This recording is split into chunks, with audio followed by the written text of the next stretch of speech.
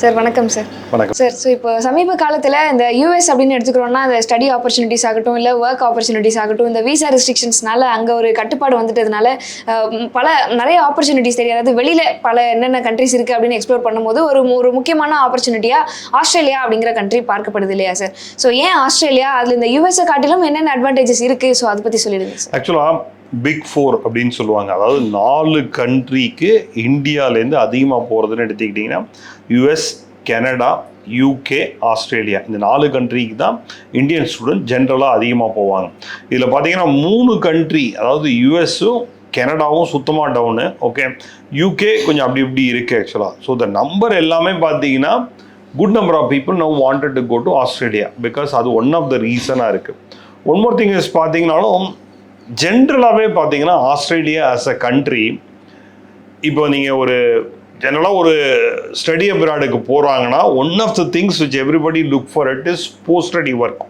நீங்கள் ஆஸ்திரேலியாவுக்கு வேறு கண்ட்ரிலேருந்து யாராவது ஆஸ்திரேலியாவுக்கு போனீங்கன்னா ஒரு சிட்னியோ மெல்போர்னோ, அதாவது சிட்டிஸ்ன்னு சொல்லுவாங்க, அங்கே போனால் 2 இயர்ஸ் தான். ஆனால் இந்தியன்ஸுக்கு 3 இயர்ஸ் போஸ்ட் ஸ்டடி ஒர்க் கிடைக்கும். இதுலேயே இந்த ரீஜனல் சிட்டிஸ்ன்னு சொல்லுவாங்க, பெர்த், அடிலைட்லாம் போனால் 4 இயர்ஸ் போஸ்ட் ஸ்டடி ஒர்க் கிடைக்கும். இதுவே ரீஜனல், அது இன்னும் ரீஜனலாக போனாங்கன்னா 5 இயர்ஸ் வரைக்கும் போஸ்ட் ஸ்டடி ஒர்க் கிடைக்கும். ஸோ அதனால் போஸ்ட் ஸ்டடி ஒர்க்கை பார்த்தோங்கன்னா Australia is one of the best choice. Okay, இப்போ இந்த 3 கண்ட்ரியும் சேலஞ்சாக இருக்கிறதுனால ஸோ எந்த கண்ட்ரிக்கு போகலாம் அப்படின்னா Australia is one of the destination, the destination ஆகிடுச்சு ஆக்சுவலாக. ஏன்னா மற்ற கண்ட்ரிலாம் பார்த்தீங்கன்னா இந்த பிக் ஃபோர் தான் நிறையா மேன் பவர் எடுக்க முடியும், நிறையா ஸ்டூடெண்ட்டை. மற்ற கண்ட்ரிலாம் எடுத்துக்கிட்டிங்கன்னா, இப்போ நீங்கள் அயர்லாந்து எடுத்துக்கிட்டிங்கன்னா ஒரு 10,000 ஸ்டூடெண்ட்ஸ் மேலே அவங்களால எடுக்க முடியாது. நெதர்லாண்ட்லாம் எடுத்திங்கன்னா 2-3,000 மேலே எடுக்க முடியாது. ஜெர்மனி ஜென்ரலாக 10,000 தான் எடுப்பாங்க, இந்த இயர் ஒரு 60,000 எடுத்திருக்காங்க. ஸோ ஆஸ்திரேலியாவில் பார்த்தீங்கன்னா 2025 they've taken roughly about 2.7 lakh students actually. அதில் 1.7 on ரெகுலராக அந்த stem related programs, other programs ஒரு 1 lakh கிட்டத்தட்ட ஒகேஷனல் ப்ரோக்ராம்ஸு. ஸோ இந்த இயர் ஒரு 25,000, அதாவது 2026க்கு ஒரு 25,000 இன்க்ரீஸ் பண்ணியிருக்காங்க. இந்த அளவுக்கு மற்ற கண்ட்ரியால் எடுக்க முடியாது. இன்னொன்று ஆப்பர்ச்சுனிட்டி வைஸ் பார்த்தாலும் Australia is one of the safest destination சொல்லலாம். நீங்கள் எனிதிங் ரிலேட்டட் டு ஏஐ இருக்கட்டும், anything related to cyber security or data science or quantum computing, இது மாதிரி new age technology, civil, mining, இதெல்லாம் பார்த்தீங்கன்னா நல்ல ஆப்பர்ச்சுனிட்டிஸ் இருக்குது ஆக்சுவலாக. க்ரீன் டெக்னாலஜிஸ், இதெல்லாம் பார்த்தீங்கன்னா நல்ல ஆப்பர்ச்சுனிட்டிஸ் இருக்குது. ஸோ இதெல்லாம் கன்சிடர் பண்ணும்போது இப்போ பார்த்தீங்கன்னா Australia is the the destination ஆக்சுவலாக. நம்பர் 1 பார்த்தீங்கன்னா எல்லாரோட மைண்ட்லேயும் இருக்குது ஆஸ்திரேலியா தான். ஸோ இப்போ யூஎஸ்க்கு ஆல்டர்னேட்டிவ் அப்படின்னு தேடும்போது இன்னைக்கு ஆஸ்திரேலியா ஒரு பெரிய நல்ல ஒரு ஆப்ஷனாக இருக்குது. ஸோ இப்போ இந்த ஆஸ்திரேலியா பொறுத்த வரைக்கும் இப்போ சமீபத்தில் ஒரு நியூஸ் பார்த்துருந்தோம் சார், இந்த மினிஸ்டீரியல் டைரக்டிவ் 115 அப்படின்னு சொல்லி. ஸோ இது எக்ஸாக்ட்லி என்ன, இதுக்கு முன்னாடி என்ன ரூல் இருந்தது, இந்த ரூல்னால என்ன மாற்றம் ஏற்படுது, அதை பற்றி சொல்லுங்கள். ரொம்ப கிளியராக சொன்னீங்க. MD 115 அப்படின்னு. ஓகே, அது November 15 தான் அது இது பண்ணாங்க ஆக்சுவலாக. அது என்னென்னா, இதுக்கு முன்னாடி MD 111 அப்படின்னு ஒரு ரூல் இருந்தது. அதுபடி என்னென்னா ஒரு அலோகேஷன் கொடுத்தாங்க, இட்ஸ் அ சாஃப்ட் கேப்னு. அப்போ அதை பார்லிமெண்ட்டில் கொடுத்தாங்க, அப்ரூவல் வரலை, but they implemented as a soft cap. அதாவது சாஃப்ட் கேப்னா என்னென்னா, இப்போ ஆஸ்திரேலியாவில் கிட்டத்தட்ட ஒரு 45 யூனிவர்சிட்டி இருக்குது. ஒரு யூனிவர்சிட்டிக்கும் ஒரு நம்பர், இவங்களாம் ஒரு நம்பர் ஸ்பெசிஃபை கொடுத்தாங்க, இந்த நம்பர் வரைக்கும் நீ எடுத்துக்கோ அப்படின்னு. இந்த இயர் என்ன பண்ணாங்கன்னா 2.7லேருந்து 2.95 lakh ஸ்டூடெண்ட்ஸ் வரைக்கும் நாங்கள் கொடுப்போம் அப்படின்னாங்க. அதை டிவைட் பண்ணாங்க. நான் ஒரு எக்ஸாம்பிளுக்காக சொல்கிறேன். இப்போ டீக்கின் கிட்டத்தட்ட ஒரு 6,000 ஸ்டூடெண்ட்டு, இப்போ யூனிவர்சிட்டி ஆஃப் சிட்னிக்கு கிட்டத்தட்ட ஒரு 10,000, சவுத் வேல்ஸுக்கும் அது மாதிரி ஒரு 10,000 ஸ்டூடெண்ட்ஸு. ஸோ இந்த 10,000 ஸ்டூடெண்ட்ஸு இன்டர்நேஷ்னல் ஸ்டூடெண்ட்ஸ் அவங்க எடுக்கலாம். ஓகே, அந்த இயரில் ஒரு 1 இயரில் 10,000 ஸ்டூடெண்ட்ஸ் எடுக்கலாம். இந்த 10,000 பார்த்தீங்கன்னா அந்த ரீசெட் ஆகும்ல. இப்போ நம்ம ஒரு கேலண்டர் ரீசெட் ஆகிறது எவ்ரி 1st January நியூ இயர்னு சொல்கிறோம்ல. இந்த ரீசெட் ஆகிறது 15th November தான் அந்த ரீசெட் ஆகும். 15th November மேலே நியூ கவுண்ட்டு. ஓகேவா? ஸோ இந்த 10,000 அவங்களுக்கு அலோகேட் பண்ணுறாங்கன்னா அன்டில் இதில் ஒரு இது டிவைட் பண்ணாங்க. அதாவது இதில் 80% வரைக்கும் 1 to 4 வீக்ஸ்க்குள்ளே வந்துடும். இப்போ 10,000 சிட்னிக்கு யூனிவர்சிட்டி ஆஃப் சிட்னிக்கு 10,000 அலோகேட் பண்ணியிருக்காங்கன்னா அவங்க அன்டில் 8,000 ஸ்டூடெண்ட்ஸ் வரைக்கும் 1 வீக்லேருந்து 4 வீக்குள்ளே வீசா வந்துடும். அவங்க ஒரு 80% கிராஸ் பண்ணிட்டாங்க அப்படின்னா 80%லேருந்து 115% வரைக்கும் 4 வீக்லேருந்து 8 வீக்ஸ் வரைக்கும் ஆகும். 115% மேலே, அதாவது 10,000 அலோகேட் பண்ணியிருக்காங்க, 11,500 வீசா ஆயிடுச்சு அப்படின்னா 8 வீக்ஸ்லேருந்து 12 வீக்ஸ் வரைக்கும் இருக்கும். நீங்கள் அந்த ஃபஸ்ட் இதில் இருந்தீங்க அப்படின்னா 80% இதில் இருந்தீங்கன்னா சான்சஸ் ஆஃப் ரிஜெக்ஷன் ரொம்ப ரொம்ப கம்மியாக இருக்கும். ஓகே, இந்த 80% மேலே போயிட்டு, அதாவது 80% சீட்டு ஃபில் பண்ணிட்டாங்க அப்படின்னா சான்சஸ் ஆஃப் ரிஜெக்ஷன் வந்து அதிகமாக இருக்கிறதுக்கு சான்ஸ் இருக்குது. அந்த லெவல் 3 115% மேலே போயிட்டா ரிஜெக்ஷன் சான்ஸ் ரொம்பவே அதிகமாக இருக்கும். பட் இதெல்லாம் ஓகே சார் அப்படின்னா அந்த MD 115ஓட நோக்கம் என்னென்னா, they wanted quality students. It is not only academic, financial also. ஃபினான்ஷியலாக ஹெல்த்தியாக இருக்காங்க, ப்ளஸ் அகடமிக்லேயும் நல்லா இருக்காங்க, அந்த மாதிரி ஸ்டூடெண்ட்ஸு அவங்களுக்கு வேணும் அப்படிங்கிறதுனால தான் இந்த ரூல் ஆக்சுவலாக. ஓகே, ஸோ இதுதான் இந்த ரூலை பற்றி.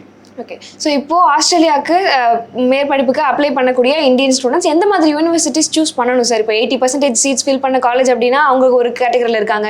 இப்போ அடுத்தபடி இன்னும் கொஞ்சம் அதிகமான சீட்ஸ் வைக்கிறவங்க வந்துட்டு அடுத்த கேட்டகரியில் இருக்காங்க. ஸோ இப்போ எந்த மாதிரி இன்ஸ்டிடியூஷன்ஸ், எந்த மாதிரி யூனிவர்சிட்டிஸ் சூஸ் பண்ணலாம்? ஸோ ஆஸ்திரேலியாவில் வந்து அந்த லெவல் 1, லெவல் 2, லெவல் 3 அப்படின்னு யூனிவர்சிட்டியை பிரிச்சிருக்காங்க. அதாவது வந்து GI குரூப் ஆஃப் 8 அப்படின்னு சொல்லுவாங்க. அதாவது யூஎஸ்ல ஐவி லீக்ஸில் 8 யூனிவர்சிட்டி மாதிரி ஆஸ்திரேலியாவோட ஐவி லீக்ஸ் இந்த குரூப் ஆஃப் 8 யூனிவர்சிட்டிஸ். இந்த ஐவி லீக்ஸில் 8, இங்கேயும் குரூப் ஆஃப் 8ன்னு சொல்லுவாங்க. அதாவது ஒரு 8 யூனிவர்சிட்டிஸ் இருக்குது. அதுக்கப்புறம் ATN யூனிவர்சிட்டிஸ்ன்னு சொல்லுவாங்க, அது டெக்னாலஜிக்கல் யூனிவர்சிட்டி. அதில் ஒரு 6 யூனிவர்சிட்டிஸ் இருக்குது ஆக்சுவலாக. ஸோ இந்த குரூப் ஆஃப் 8ம் டெக்னாலஜிக்கல் யூனிவர்சிட்டியில் 2ம் சேர்த்து லெவல் 1. ஓகே, முன்னாடி வந்து ஒரு 1 இயர் 1.5 இயர் முன்னாடி பார்த்தீங்கன்னா இந்த லெவல் 1ல குரூப் ஆஃப் 8ல 8ம் ATNல 6ம் சேர்த்து 14மே லெவல் 1ல இருந்தது. அதில் ஒரு 4 யூனிவர்சிட்டி லெவல் 1லேருந்து லெவல் 2க்கு வந்துருச்சு. நான் அது பின்னாடி சொல்கிறேன் எதனால் லெவல் 2 வந்தது என்னங்கிறத பின்னாடி எக்ஸ்பிளைன் பண்ணுறேன் ஆக்சுவலாக. ஸோ நீங்கள் இந்த லெவல் 1 யூனிவர்சிட்டிக்கு போகிறீங்க அப்படின்னா உங்களோட விசா சக்ஸஸ் ரேட் நல்லாயிருக்கும். ஓகே, லெவல் 2, லெவல் 3யோட லெவல் 1 விசா சக்ஸஸ் ரேட் இருக்கும். ஓகே, அண்ட் லெவல் 1 யூனிவர்சிட்டிஸ் ஜெனரலாக G8 யூனிவர்சிட்டிஸ்லாம் கொஞ்சம் எக்ஸ்பென்சிவும். ஓகே, கொஞ்சம் எக்ஸ்பென்சிவும். ரஃப்லி அபவுட் பார்த்தீங்கன்னா நீங்கள் வந்து ஒரு 2 இயர்ஸ் மாஸ்டர்ஸ் பண்ணுறதுக்கு ரஃப்லி எனிவேர் பிட்வீன் 60,000லேருந்து 80,000 AUD வரைக்கும், அதாவது ஆஸ்திரேலியன் டாலர்ஸ் வரைக்கும் வரத்துக்கு சான்சஸ் ரொம்ப அதிகம். ஸோ அந்த யூனிவர்சிட்டிஸ் போகும்போது உங்களுக்கு இந்த சேலஞ்சஸ் வராது. பட் அதுலேயும் என்னென்னா, ஜென்ரலாக நம்ம ஊரில் வந்து ஒரு காலேஜ் எப்போ ஓப்பன் ஆகும்? ஜூன், ஜூலை. ஓகே, நீங்கள் இதே யூஎஸில் எடுத்துக்கிட்டிங்கன்னா மேஜர் இன்டேக்குன்னு பார்த்தீங்கன்னா ஆகஸ்ட். நீங்கள் UK எடுத்துக்கிட்டிங்கன்னா major intake September. Okay, but ஆனால் ஆஸ்திரேலியாவை பொறுத்த வரைக்கும் மேஜர் இன்டேக் இஸ் பிப்ரவரி. அவங்க வந்து 2 இன்டேக் எடுப்பாங்க, பிப்ரவரி அண்ட் ஜூலை. இதுதான் சில யூனிவர்சிட்டி எல்லாம் வந்து, அதாவது வந்து நவம்பர், டிசம்பர்லாம் வச்சுருப்பாங்க. மேஜர் இன்டேக்குன்னு எடுத்திங்கன்னா 2 இன்டேக் தான், ஒன்று பிப்ரவரி, ஒன்று ஜூலை. ஓகேவா? இதில் மேஜர் இன்டேக், மெயின் இன்டேக் என்னன்னு பார்த்தீங்கன்னா பிப்ரவரி தான் மெயின் இன்டேக். ஸோ நீங்கள் பிப்ரவரி இன்டேக்கில் போகிறீங்கன்னா உங்களோட விசா ரிஜெக்ஷன் கம்மியாக இருக்கும். ஏன்னா எனக்கு வந்து 10,000 ஸ்டூடெண்ட்ஸ் எடுக்கலாம், அதாவது யூனிவர்சிட்டி ஆஃப் சிட்னி 10,000 ஸ்டூடெண்ட்ஸ் எடுக்கலாம் அப்படின்னா ஃபஸ்ட்டு என்ன பண்ணுவாங்கன்னா, இந்த பிப்ரவரி இன்டேக்கில் மேஜராக நம்பர் ஃபில் ஆயிரும். அதில் நான் 6,000 8,000 ஃபில் பண்ணுறேன்னு வச்சுக்கோங்க, எக்ஸாம்பிளுக்காக சொல்கிறேன், ஒரு 6,000 7,000 ஃபில் பண்ணுறேன்னா, ஸோ அதில் வந்து மேஜராக ரிஜெக்ஷன் இருக்காது. அவங்க ஜூலை வரும்போது அந்த பேலன்ஸ் என்ன இருக்கோ அது மட்டும்தான் அவங்க எடுக்கலாம். ஓகே, ஸோ அப்போ தான் ரிஜெக்ஷன் அதிகமாகிறதுக்கு சான்சஸ் இருக்குது. ஸோ அதனால் நீங்கள் பிப்ரவரியை எய்ம் பண்ணுறீங்க அப்படின்னா உங்களோட ரிஜெக்ஷன் ரேட் கம்மியாக இருக்கும். ஜூலை எய்ம் பண்ணுறீங்கன்னா ரிஜெக்ஷன் ரேட் அதிகமாக இருக்கும். சார், இது எனக்கு எப்படி தெரியும் எந்தெந்த யூனிவர்சிட்டிக்கு எவ்வளோ அலோகேட் ஆகிருக்குன்னா, அவங்க ஒரு கிளியராக டாக்குமெண்ட்டே விட்ருக்காங்க. கவர்மெண்ட் வந்து நீட்டாக ஒரு டாக்குமெண்ட்டே கொடுத்துருக்காங்க, அதில் கிளியராக போட்டிருக்காங்க எந்தெந்த யூனிவர்சிட்டிக்கு எவ்வளோ அலோகேட் ஆகிருக்கு அப்படின்னு. ஓகே, ஸோ நீங்கள் அப்ளை பண்ணும்போது அந்த யூனிவர்சிட்டி அட்மிஷன் ஆஃபீஸர்கிட்டே கேட்கலாம், ஓகே எவ்வளோ நம்பர் ஆயிருக்கு, எவ்வளோ விசா ஆயிருக்கு அப்படின்னு. அதை வச்சு கண்டுபிடிக்கிறதுக்கு பாசிபிலிட்டிஸ் இருக்குது ஆக்சுவலாக. இப்போ நம்ம ஒரு யூனிவர்சிட்டியில் அப்ளை பண்ணுறோம் அப்படின்னா, இப்போ அந்த இந்த இப்போ நம்பர் ஆஃப் ஸ்டூடெண்ட்ஸ்லையுமே வந்துட்டு கேப்ஸ் இருக்குது அப்படிங்கிற மாதிரி பார்த்துருந்தோம் இல்லையா? ஸோ இப்போ அந்த கேப்ஸ்னால அந்த யூனிவர்சிட்டி ஏதாவது பாதிக்கப்படுமா அப்படிங்கிற மாதிரிலாம் எப்படி சார் தெரிஞ்சு? சரி, அது வந்து நமக்கு ஓகே தெரிஞ்சிக்கிறது நல்லது, அதனால் நமக்கு ஒன்றும் பெனிஃபிட் இல்லை. இப்போ நான் முன்னாடி சொன்னேன்ல, அதாவது லெவல் 1ல் வந்து 14 யூனிவர்சிட்டி இருந்தது, அதில் வந்து இப்போ 10 ஆயிடுச்சு. அதாவது குரூப் ஆஃப் 8லேருந்து 8ம், ATN டெக்னாலஜிக்கல் யூனிவர்சிட்டியில் 6ம் இருந்தது, 14 இருந்தது வந்து 10 தான் இப்போ லெவல் 1ல் இருக்குது. அதாவது என்ன ஆச்சுன்னா, இப்போ நீங்கள் ஒரு யூனிவர்சிட்டி, ஓகே, உங்களுக்கும் பாயிண்ட்ஸ் உண்டு. So as a university government வந்து உங்களுக்கு பாயிண்ட்ஸ் கொடுக்குறாங்க. நீங்கள் இது நிறைய விஷயங்கள் ரிசர்ச்சு நிறையா விஷயம். ஒன் ஆஃப் த விஷயம்னு பார்த்தீங்கன்னா ஸ்டூடெண்ட் விசா. இப்போ நீங்கள் வந்து ஒரு 1000 பேருக்கு ஆஃபர் கொடுக்குறீங்க, ஓகே, அதில் ஒரு 500 பேரோ 600 பேரோ விசா அப்ளை பண்ணுறாங்க, ஓகே, அதில் ஒரு 100 பேருக்கு ஃபண்டிங் சரியில்லைன்னு வச்சுக்கோங்களேன், ரிஜெக்ஷன் ஆகுதுன்னா ஒரு ஸ்டூடெண்ட்டுக்கு உங்களுக்கு -3 பாயிண்ட்ஸ் கிடைக்கும். So 100 ஸ்டூடெண்ட்னா -300 points. ஸோ அதனால் யூனிவர்சிட்டியும் என்ன பண்ண ஆரம்பிச்சிட்டாங்கன்னா, ஃபண்டிங் நல்லா இருந்ததுன்னா நான் ஆஃபர் கொடுக்குறேன். அவன் வந்து யூனிவர்சிட்டி ஸ்டூடெண்ட் வந்து விசா அப்ளை பண்ணுறதுக்கு முன்னாடி எல்லாத்தையும் பார்த்துக்கிட்டு ஓகே இந்த ஸ்டூடெண்ட் வந்து கிளியர் ஆகும் அப்படின்னு சொன்னாதான் அவங்களே வந்து அப்ளை பண்ண சொல்கிறாங்க. ஸோ ஏன்னா அவங்களுக்கும் விசா ரிஜெக்ஷன் வர வேணாம்னு நினைக்கிறாங்க. ஸோ அந்த அளவுக்கு இப்போ ஜென்ரலாக என்னென்னா, இப்போ நீங்கள் யூஎஸ்லாம் எடுத்துக்கிட்டிங்கன்னா யூனிவர்சிட்டி இஸ் நாட் பாதர்ட். 1000 கொடுக்குறேன் 2000 கொடுக்குறேன் ரிஜெக்ஷன் ரேட் வருது, கடைசியாக அவங்க ரிஜெக்ஷன் ரேட்டுன்னு சொல்லுவாங்க, அதாவது எவ்வளோ அப்ரூவல் எவ்வளோ ரிஜெக்ஷன் ரேட்டுன்னு இருக்குது. பட் இங்கே வந்து யூனிவர்சிட்டிக்கு அதனால் இப்போ -பாயிண்ட் எடுக்கிறேன், நான் லெவல் 1லேருந்து லெவல் 2க்கு வந்துட்டேன்னா கவர்மெண்ட்லேருந்து எனக்கு வர ஃபண்டு ரிசர்ச் ஃபண்டு கம்மியாயிடும். கவர்மெண்ட் வந்து லெவல் 1க்கு நான் வந்து எக்ஸ் கொடுக்குறேன் அப்படின்னா லெவல் 2க்கு X-Y தான் கொடுப்பாங்க, லெவல் 3க்கு X-Y -Z தான் கொடுப்பாங்க. ஸோ நீங்கள் எந்த லெவலில் இருக்கீங்களோ அந்த அளவுக்கு உங்களுக்கு கவர்மெண்ட்லேருந்து ஃபண்டு வரும்.